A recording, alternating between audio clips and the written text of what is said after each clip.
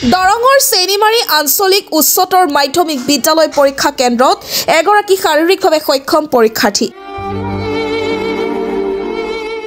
শাৰীৰিক সক্ষমতা শিক্ষাৰ হেঙাৰ হ'ব পৰা নাই এগৰাকী শিক্ষাৰ্থী। হাছাৰ বাধা নেওচিও হাইস্কুল শিক্ষান্ত পৰীক্ষাত অৱতীৰ্ণ হৈছে বিশেষভাৱে সক্ষম ছাত্ৰীগৰাকী।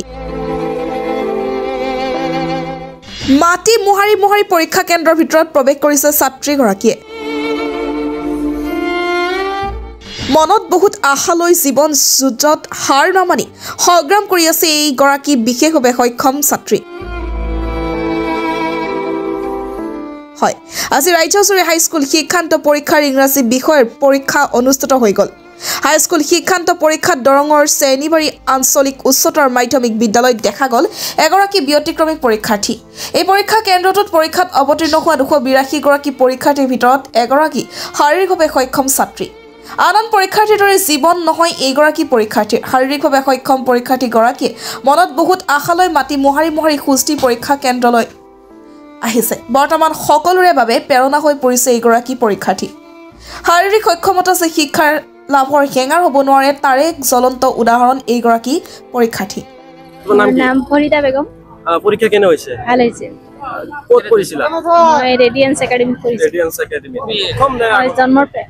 তোমাৰ নহয়, অসুবিধা হোৱা নাই। তোমাৰ কাৰণে হৈছিল নেকি? নহয়। চকী ব্যৱস্থা কৰা নাই। তোমাৰ শিক্ষকসকলে তোমালোকক কেনে ধৰণৰ অনুপ্ৰেৰণা দিছিল? ভাল দিছিলে। কিমান নম্বৰ পাবা বুলি আশা কৰিছা? 75 পাবা ইংৰাজী বিষয়। বাকিবোৰ কেনেকুৱা হ'ব বুলি আশা কৰিছা? ভাল হ'ব বুলি আশা কৰিছোঁ। গাড়ী আছে মোৰ। বা বেটাৰী চিষ্টেম গাড়ী আছে। বেটাৰী চিষ্টেম গাড়ী আছে। এইখন গাড়ীৰে অহা যোৱা কৰা ন? কি তোমাৰ কি হ'ব বিচাৰা? মোৰ সপোন কিবা সময় কিবা নিজে যাতে কৰি খাব পাৰো আৰু এনেকুৱা। আজি যিহেতু নাই একো ব্যৱস্থা কৰা নাই, পঢ়াৰ ব্যৱস্থা অথবা গাড়ী অহা যোৱাৰ ব্যৱস্থা কৰিছিল নাই? নাই। এনে ইমান সুবিধা নাই আৰু এনেকুৱা মানে মা নাই, দেউতা এনেকুৱা হেৰি ইমান বুজি নাপায়। মাজত মানে নপঢ়া বুলি কৈছিলে, কিন্তু মই গম পোৱা হিচাপে যে নহয় এইটো মানে পঢ়াব লাগিব। কেতিয়াবা মানে একো কাম নাই, পঢ়ালে আকৌ যেনিবা অলপ হাই ছেকেণ্ডেৰী বা মেট্ৰিক ক্লিয়াৰ কৰিলে কিবা এটা কৰিব পাৰোঁ। সেইটো আশাৰে মই মোৰ ঘৰত লৈ গৈছোঁ। মোৰ বাহিনী মোৰ ঘৰত লৈ পেলাই মানে লেখা-পঢ়া কৰাইছোঁ। কেইদিনমান স্কুলত মানে মই অহা যোৱা কৰাৰ পিছত তাৰপিছত মানে এই আপোনাৰ মঙলদৈ এই হেৰি অফিচত যোগাযোগ কৰি মই বেটাৰী গাড়ী এটা ওলাই দিছোঁ। এইটো স্কুলত অহা যোৱা কৰিছে। স্কুলৰ পৰা ভালেই সুবিধা পাইছোঁ। মানে প্ৰাইভেট স্কুলত মই দিয়াৰ পিছত ইহঁতে মানে মাহিলী যিটো প্ৰাইভেট ফিজ সেইটো লোৱা নাই।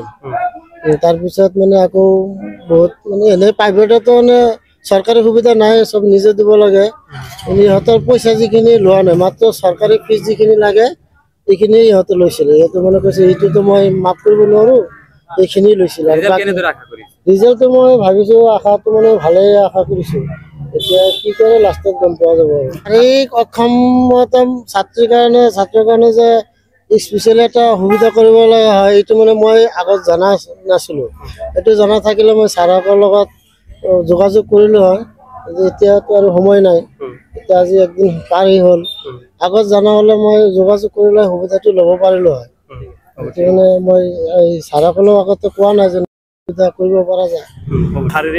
মই পোনপ্ৰথমে সমূহ পৰীক্ষাৰ্থীলৈ শুভেচ্ছা আৰু ধন্যবাদ জ্ঞাপন কৰিছোঁ। এই স্বাগতে চেনিবাৰী আঞ্চলিক উচ্চতৰ মাধ্যমিক বিদ্যালয়ত যি হাইস্কুল শাখান্ত পৰীক্ষা কেন্দ্ৰত এগৰাকী ছাত্ৰী শাৰীৰিকভাৱে অক্ষম, এইগৰাকী ছাত্ৰীক হয়তো আমি আগতেও গম পোৱা নাছিলোঁ। আমি পিছত গম পোৱা হেতুকে তেখেতৰ যিখিনি আজি পৰীক্ষা দিলে তেখেতক শুভেচ্ছা জনাইছোঁ। তেখেতে যাতে ভাল হয়। আৰু এটা কথা, পৰীক্ষা কেন্দ্ৰ যিগৰাকী পৰীক্ষা কণ্ট্ৰল ইনচাৰ্জ আছে তেখেতক আমি অনুৰোধ জনাইছোঁ, তেখেতৰ যিহেতু চৰকাৰীভাৱে শাৰীৰিকভাৱে অক্ষম থকা ব্যক্তি যিকোনো কেণ্ডিডেটক পৰীক্ষাৰ্থীক সুকীয়াভাৱে বহাৰ ব্যৱস্থা কৰি তাইৰ পৰীক্ষা ব্যৱস্থা কৰিব লাগে। এই ক্ষেত্ৰত যাতে তেখেতে কৰে। আৰু মই অনুৰোধ জনাইছোঁ অসমৰ মুখ্যমন্ত্ৰী তথা শিক্ষামন্ত্ৰী তেখেতে যাতে এই ক্ষেত্ৰত এই ছাত্ৰীগৰাকীৰ ভৱিষ্যতৰ ক্ষেত্ৰত চৰকাৰীভাৱে যিখিনি ব্যৱস্থা গ্ৰহণ কৰিব লাগে এই ক্ষেত্ৰত ব্যৱস্থা কৰা যাতে হয়।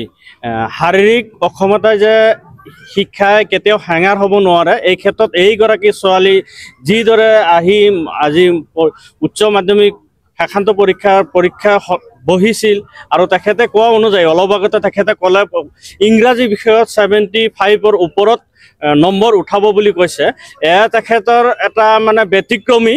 এই পৰীক্ষাৰ্থীৰ পৰা গোটেই অসমৰ যিসকল ছাত্ৰ ছাত্ৰীয়ে পৰীক্ষা দিব বুলি দি আছে তেখেতসকলক এক প্ৰেৰণা যোগে থাকিব আৰু তেখেতৰ পৰা যি অনুপ্ৰাণিত হৈ ভাল সক্ষমতা থকা ছাত্ৰ ছাত্ৰীসকলে যাতে ভাল ফলাফল দেখুৱায়।